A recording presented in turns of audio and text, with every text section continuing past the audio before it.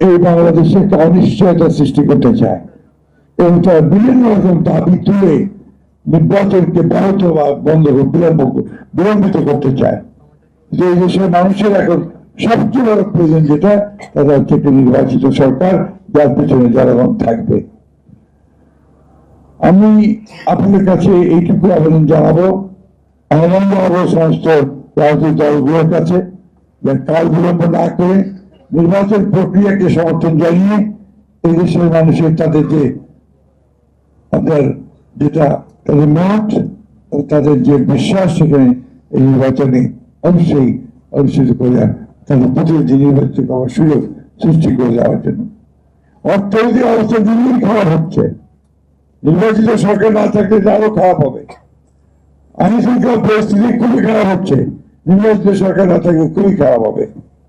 আগামীকাল ফ্যাসিস্ট হাসিনার গণহত্যার বিরুদ্ধে যেটা ট্রায়াল হয়েছে রায় বেরোবে।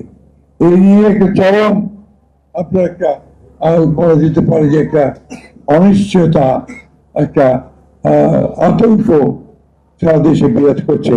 এই কোনো এটা পরে কেউ অপেক্ষা রাখে না। এবার একটা মহল এটা নিয়ে বাংলাদেশে আবার একটা নৈরাজ্য সৃষ্টি করার জন্য পায়তারা করছে। আমাদের আজকে রুখে দাঁড়াতে হবে। বাংলাদেশের এই বাংলাদেশের ছাত্রদের অভ্যুত্থানের মধ্য দিয়ে যে সুযোগ আমরা পেয়েছি সেই সুযোগ যেন আমরা নষ্ট না করি এবং গণতন্ত্রের উত্তরণের পথকে যেন আমরা আরো সহজ করে তুলি, সেই লক্ষ্যে আমাদেরকে কাজ করতে হবে।